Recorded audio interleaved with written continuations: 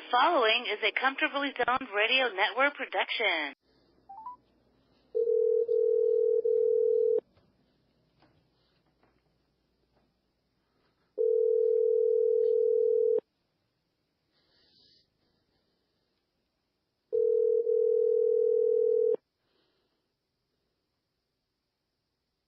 Ralph Tycho. Hey, Mark Littell. You about ready? Yeah. Yes, right. sir. 1, 2, 3. We are back. Closer's Corner, Comfortably Zoned Radio Network. Mark Littell. How are you, my friend? Well, not doing too bad, Ralph. I tell you what, I had a really interesting experience. I'm in St. Louis right now. I was at Jefferson Barracks VA Hospital today, and I was also at John Cochran Hospital, and that was the one my dad went to. And I forgot how big these hospitals really are. And I was with the veterans today, and well, I've been reading about that trip of yours on Facebook. Oh, have you? Yeah, and you met with some folks who go back to the Battle of the Bulge. Am I correct? Yes.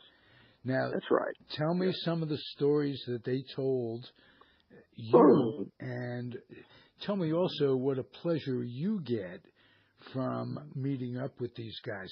Of course, you're Mark Littell, former big league ball player and all that. Right. They love you, but more importantly, you get from them as much as you give. And if you could put that into your words, I'd love to hear it. Well, Ralph, you're right about, the Battle of the Bulge. And then I said another one about from so many people from, Vietnam, Korea, where my dad was wounded, where he fought and was wounded. And then I had a guy from the Philippines, and I asked him, I said, "What did you puff on MacArthur's pipe?" And he said, "No," but he said, "I got within 3 feet of him." So wow. I thought that was pretty cool. Yeah, that's big time. And I don't think anybody liked MacArthur from the way he put it, but well, so it was pretty interesting. I'll tell you what, though, Mark, for you to be doing this on a regular basis is just very indicative of the kind of person you are and how you give back. And I'm proud of you. That's all I can tell you. Well, you asked me the other question, which was true, because, St. Louis is a baseball town. And, the guys, a lot of them did remember me and some of them didn't, because and these guys, I probably met 200 people today and signed a couple hundred of those 5x7 cards that I have. It tells a little bit about me, but it also tells a little bit about the Wake Foundation, which is for wounded warriors, and also it's for veterans. And there's 182, if I'm not mistaken, veterans administrations in the United States. And the goal is I want to try to hit as many as I can, and see as many veterans as I can. And I said also, and you probably read this, Ralph, that I saw the ultimate, which was life-ending. I saw a man take his last breath today with his son there. Yeah. And that was hard, very hard. Absolutely. And then I saw another gentleman that they were just covering up. And there's hundreds of veterans in this place from all kinds of whatever illness, but it was I like going up to a veteran. I always have. My dad taught me this, but you shake their hand firmly, you look them in the eye, and you say, "Thank you for your service, sir. I really appreciate your time and your service of trying to keep our country free." And you say, "Sir," and then yeah, well, you're used to treating people politely, and "sir" is a word that has become lost in our communication with people. It just goes to show a little bit of respect is all. And why people don't use it more. Sir, ma'am, thank you. How about that one? I appreciate it. That one's gone out the door for That, sure. I appreciate it.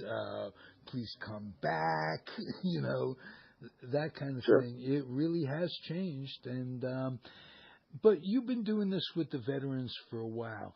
And I like to think, because I'm a veteran, and one day I may be in the exact same position as the people you're coming to see. I would like to know and hear from you that the program itself is the Veterans Association or whatever, they're making headway, that veterans are being treated better now, say, than they were 10 years ago. There was an all-time low when a lot of stuff came out about 10 years ago, and big bucks were put into it. Changes were supposedly being made. Have you seen concrete evidence of success along those lines? Well, I was impressed today because they were rebuilding some of the buildings or do-overs today at Jefferson Barracks. And then downtown, the big one, you really can't really do that over because it's there. It's huge. And that's the one my father went to. But I was impressed with Jefferson Barracks just as well. They're huge. And the amount of graves out there, I don't know how many thousands, and just beautiful, that overlook the whole Mississippi River in downtown area. And it's a space. And then when you go in there and you meet those guys and you shake their hand and you look them in the eye and they come back at you and they say, well, they said to me, well, we really appreciate you just showing up. It's great. And you almost want to tear up. Yeah. I mean, you really do. And it's just, I saw, guys on dialysis and, there was all kinds of stuff, whatever. And, it's just, and there's some of the stories I heard. And then, I get down, I think what they like too is I get close to them because I bend over and, because I know they can't hear as well sometimes, and because I'm deaf, and I speak a little louder to them, and they like that when I'm shaking their hand and thanking them for that. And I tell them the story about my dad, and I said, my brother and I, my dad was over in Korea, and he got shot all to hell, and he comes back, he has 2 boys, and I said he had his thumb on us, for the most part. Mm-hmm. So. And that's just the way it was. And then you run into a Marine. And I've heard this before from you. Tell me about your dad's experience in Korea. How did that go down? How was he injured? Well, my mother was a nurse, and they were married at Laguna Beach, California. They got married before, and they were out there for a little bit, and then she went back to Cape Girardeau where I was born. But she was pregnant with me, just barely pregnant, and then Dad had shipped out to Korea.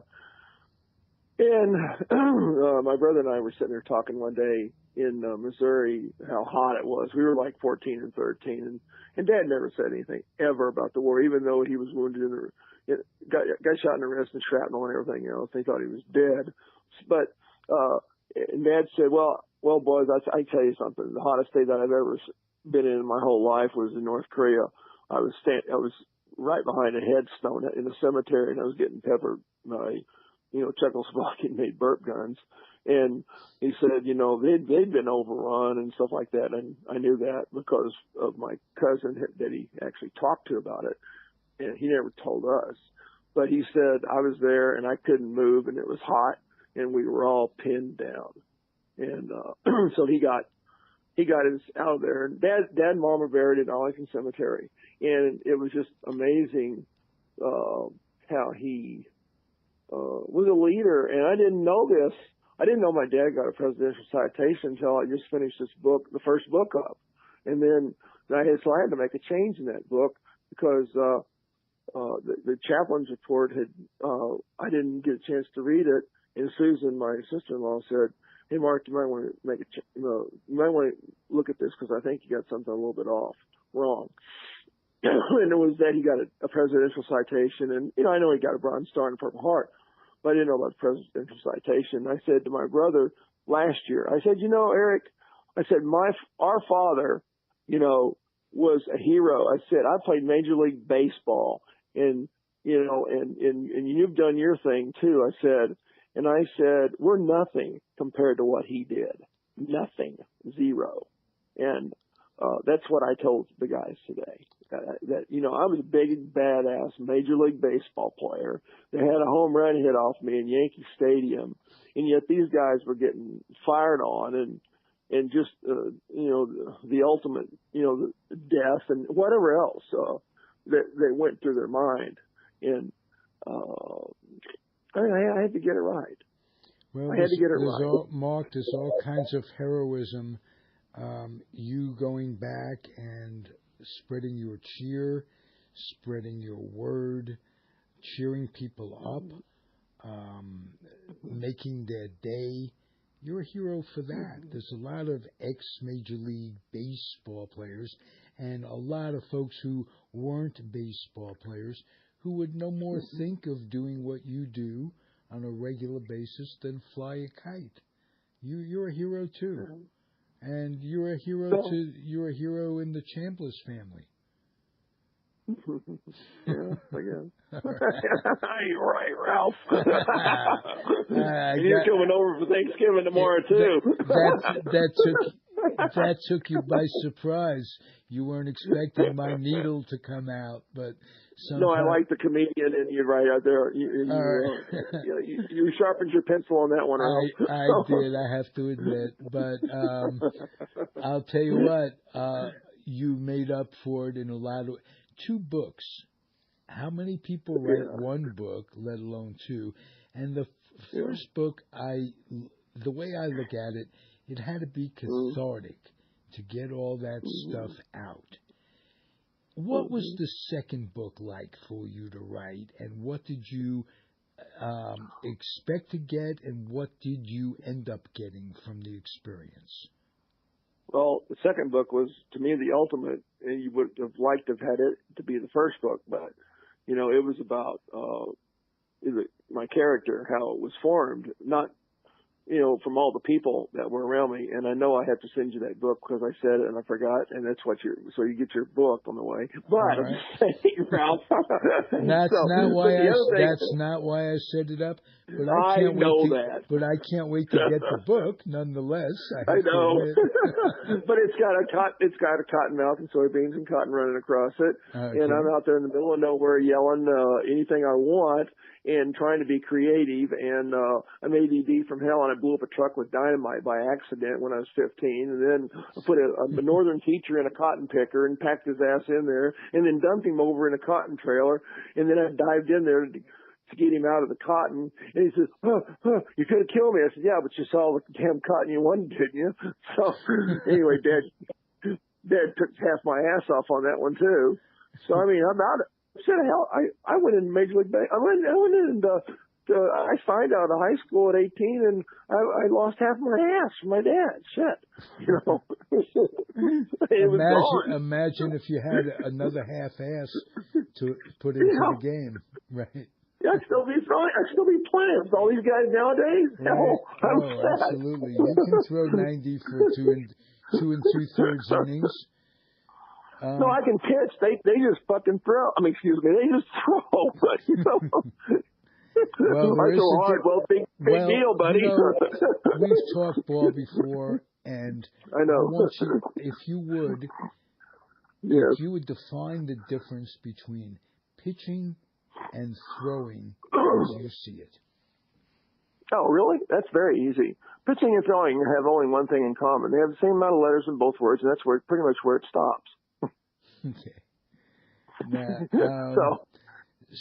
because pitching is an art, throwing, anybody can throw something, but pitching is an art, and it's sacred, and you have to actually work at it. It takes a little bit of knowledge and a whole lot of skill. It takes some skill level, and you have to be disciplined. You have to be disciplined. I'm sure it's easier to teach control than it is speed. Speed, you're born with it, this, that, and the other thing. But could you give a kid out there a tip to develop his or her, in this case, because the world is changing, and there will be a time when women are going to play big league ball. I think you're right there too. No question about that. Could you give a young person an idea of how to develop control? A little tip that would help them. That's, to me, that's kind of relatively easy, but I mean, it's something that is a task that you have to do every day. You have to do this every day. Is always throw to a target. Don't go out there to throw, but always throw to a target. In other words, if you're trying to catch with your buddy and he's 50 feet away, try to hit him in the chest, or or when you get loose, try to hit him in the face, or try to hit him in the belt. And try to always throw vertical when you miss versus horizontal. So if you're going to miss, you're going to miss up and down versus sideways, because the plate's only 17 inches across, and it doesn't move; it's stuck in the ground, so the corners aren't going to move to the ball. And sometimes the umpire's interpretation makes it seem as if it's moving. I'll bet. But that notwithstanding, you're going to try to hit a target. That's a terrific tip. Always a target. Now, how about mixing up speeds? What do you say about that? That's big time. That's big time, because if you can add and subtract, if you can add with a fastball, a harder pitch. Right. Every fastball does not have to be throwing hard. You can't go out there. I shouldn't say you can't, but it's very hard to go out there and throw. If you throw 87, let's say, to 90, and it's easy for you to throw an 86 mile an hour fastball, can you repeat throwing an 86 mile an hour fastball? Probably not. You're going to get close, maybe, and you might do it and get lucky. But you could be 85, could be 84, it could be 87. You overthrew it. But if you change speeds on your fastball with movement through the zone, you're trying to avoid contact with the bat. You're trying to upset the timing of the bat. That's all you're trying to do when you add and subtract.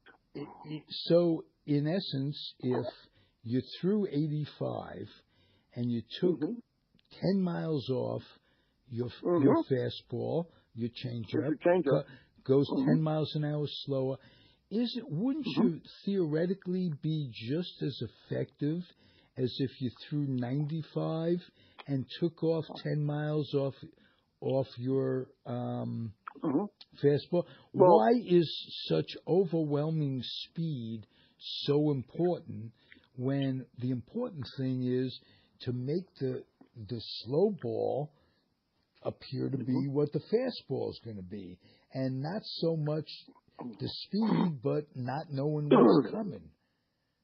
Well, when you have velocity, velocity is they always look for the new term velo, which is velocity. Well, what's his velo?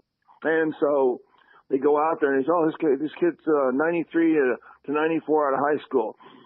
So they're going to project him at 97 to 98 and things of that nature. Well, the kid's going to eventually break down because he's probably, not tuned in right, and all he's thinking about is throwing hard.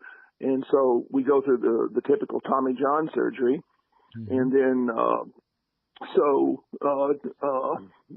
doctors are making a killing on that one. And then, but you're sitting out there trying to teach a kid how to change speeds.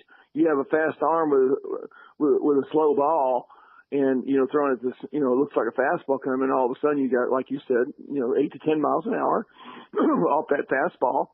And it looks like, oh, wow. And then the hitter gets out, moves his body forward, and he's way out front. And there's an out or a swing through or a pop-up or whatever, and the game's over. But, a lot of guys come out there. It's easier to hit somebody that's throwing straight hard. A straight fastball at 90 is really actually easy to hit if you understand how to actually use a baseball bat properly. I mean, if you know a fastball is coming in at 90 miles an hour and it's straight, that's easy.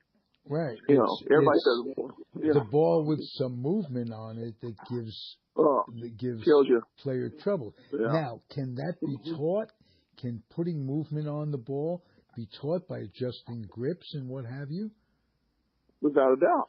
Very then easily. why is it there are some players, and I can think of a few pitchers, Casimir with the Mets, I remember throwing fast as hell and on a straight line. Was there a pitching coach that might have been able to tinker with him? Was he just not able to accept coaching? What was, not just him, but people in general, players in general?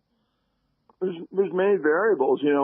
A player might think because he was a pretty good AAA pitcher, he's almost a 4A pitcher, but he's not really over the hump to be a true big leaguer. That he says, I've got big league velo. I say, that's good. Well, but you don't pitch like a big leaguer because you can't add and subtract, and you throw way too many pitches in an inning because 12 to 14 is a normal inning. And if you're working upwards in the 18 mark to 20, they should be maybe scoring on you at that point, because your goal is actually to get the hell off that mound fast. So if you're sitting out there and you see so many pitchers that have been leaving them in for 30 pitches, and then they'll throw, they'll work up to 45 in 2 innings, and you're talking 21, 22 pitches an inning. So somebody's scoring, or you're praying right somewhere. Right, yeah. They're getting on. They're getting on. And they're working the count. They're working your count, and they're tiring you out. And so I mean, I was just going to ask. You come out. You're a pitching coach, and you come out to talk to a guy who's already thrown 15 pitches this inning, and there's 2 on and 1 out. How does the conversation start? Basically, 2 on and 1 out. What's your goal? What's your goal here? Get a ground ball. Get a ground ball. Yeah. He's going to say get a ground ball. I said, okay, how you going to open the sky up? Catcher's listening, so the pitcher's going to talk, and the catcher's going to listen, and the catcher might say, I think you need to do this with this guy. So they're on the same page, and the pitcher says, I see what you're saying, okay. And then you say, you guys got it straight. Let's get that ground ball and get the hell off the field.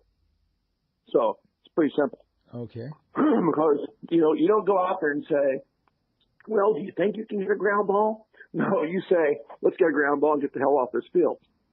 So, that's a positive statement rather than putting any negative. You got to really understand how you word things to the people, because if you can make what you think is a positive statement, but it's not worded right. It ends up being a cluster to a kid out there that, well, I think you said something negative, but I'm going to try to be positive. Right. Right. And then you have all kinds of personalities too. Some accept coaching, some don't. Terrible. Right. Who do you remember helping? You were a minor league coach for a long time.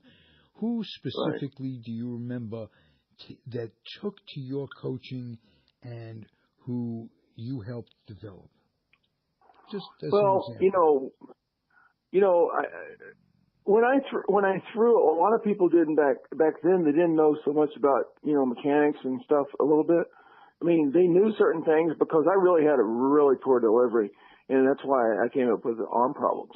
Now, would I listen? I probably would. I would listen, but did I take it and run with it? No, because I didn't know how to. And I finally had a sit-down talk with myself, and I said, one of those man-to-man, heart-to-heart talks with your own self.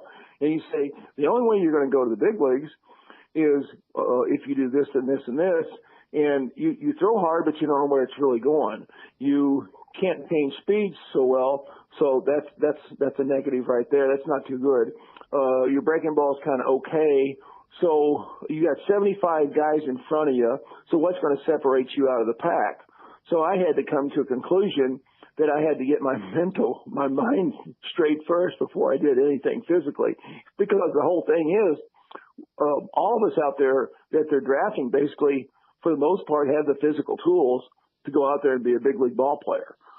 Now, if we can accept to learn things and actually use our gray matter and put it to good use, then that's great. Because when you're ADD like I was, you don't really listen to too many people.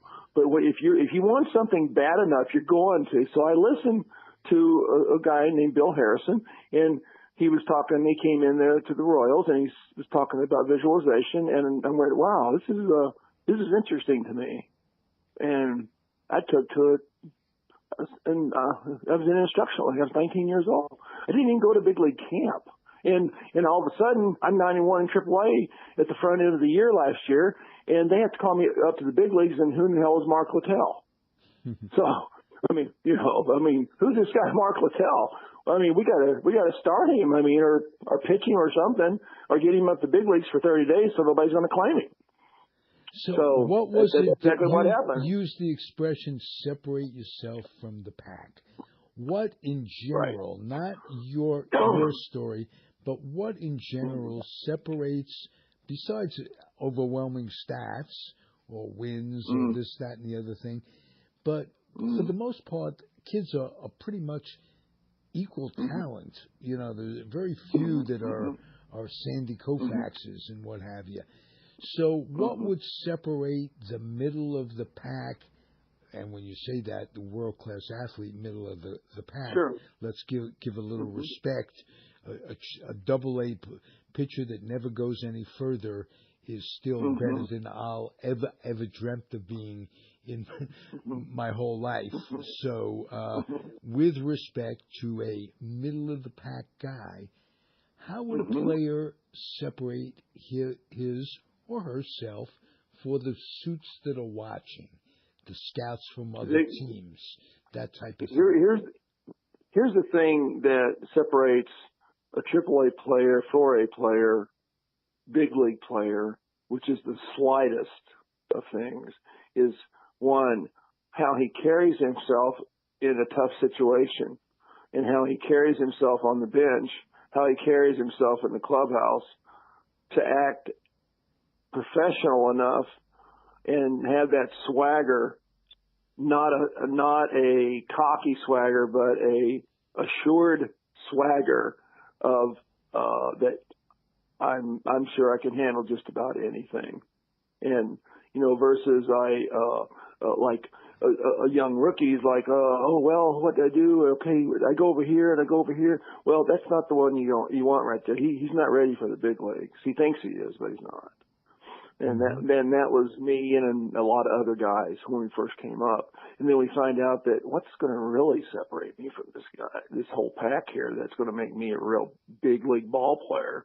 Well, that's when you come to terms with yourself of calm, cool, and collected. So the 3 C's.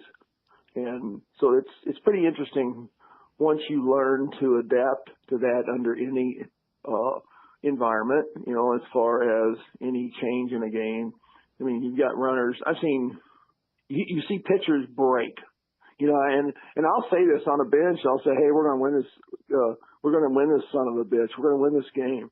And how the guys will say, why? And I said, pitcher just broke. I said, I was watching the pitcher when the guy hit, the score. He had a 1-run lead, and there was one out, and there's runners on first and third. And when the guy hit the gap double right there, I just saw his shoulders drop, and he didn't even want to back it up, So he broke. He's given up. He gave up. He's done. So, better get somebody else out there. Now, how the player that doesn't break when the ball is hit into the gap, is that where he's separating himself from the pack right there, just keeping the appearance up as if the ball was caught, as if it was a can of corn and somebody caught it? With that, is that what you mean by that demeanor? Yeah.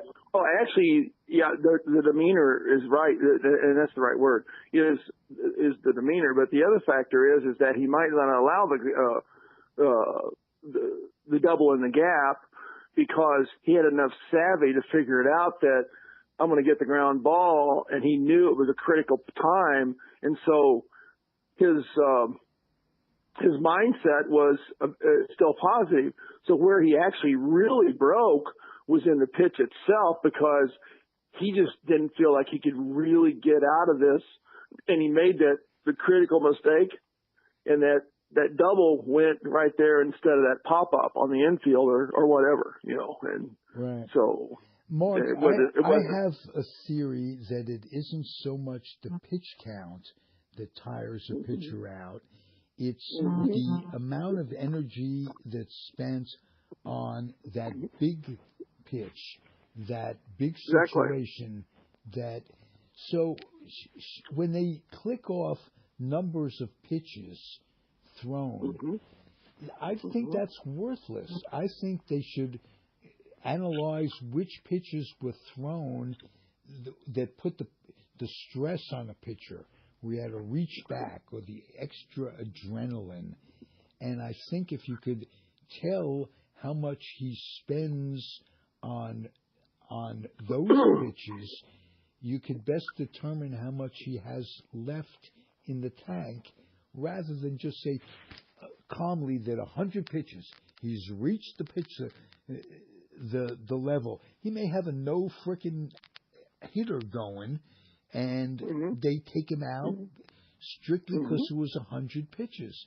I think that's crazy. That's just generalizing everything, and that's not looking into the player's head. Do you agree with me on that? I do. I think there's guys that can go out there and do what you're saying, but mentally, emotionally, they come up short. And stress does a lot to the whole physical system, how it works. And once you get tense and once you get stressful, you're more apt to really do some damage right there, because if you try too hard, you're going to go backwards. If you try easy, you'll probably be fine. But, a lot of people don't know how to try easy. And, you don't have to throw every pitch 1,000 miles an hour. You don't have to do that. All you have to do is say, here, I want you to hit this ball. Here's a little sinkage on it. Here's my ground ball. And, you're a pitcher now versus a thrower. You pitch to contact. You pitch a contact on your terms. Okay. On your terms. And that's a good way of putting it. Because right now, this is how my arm feels, this is how my body feels, and this is how I'm going to beat you, and this is how I'm going to get you out. I don't know what 100% is, but I know I'm going to work at 80% because I can move up latitude on the scale right there. There is no 100%. There is no 110%. There's maybe 80% because I've got latitude to move, because if I think I'm 100%, I don't even know what 100% is. Right. You haven't ever tried 100% yet. No, you haven't put everything in. Unless you come out the door of the clubhouse and Littell is laying in the floor and he's dead, and they say Littell must have given 100% right there, so he's right. He's dead. That way he gave all he could.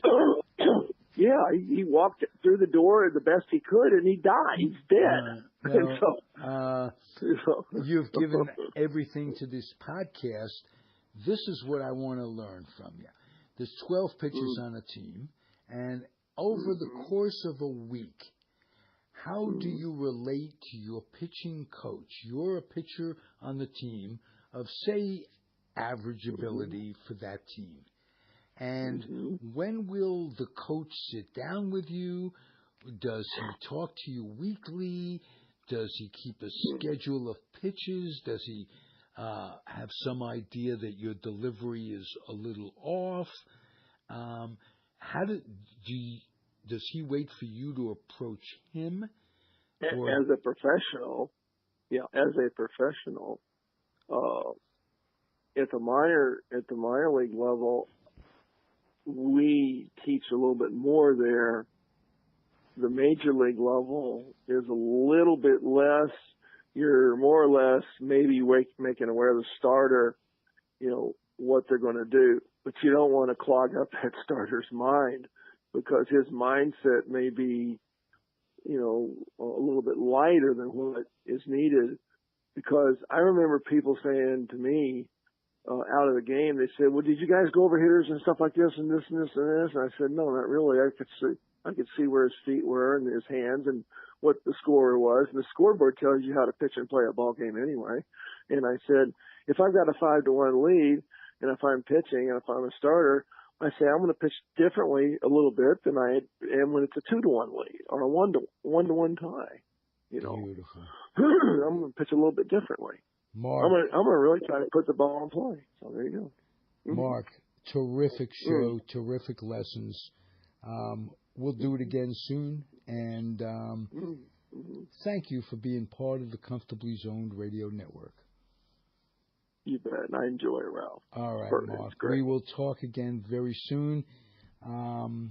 You stay healthy, and thank you for your service. How about that? Well, thanks so much for that statement. I appreciate that, Ralph. All right, I appreciate that very much. You stay healthy, and we'll talk again. If you're listening out there, listen again next week. Mark will be back. I'm Ralph Tycho, Comfortably Zoned Radio Network. Adios, everybody.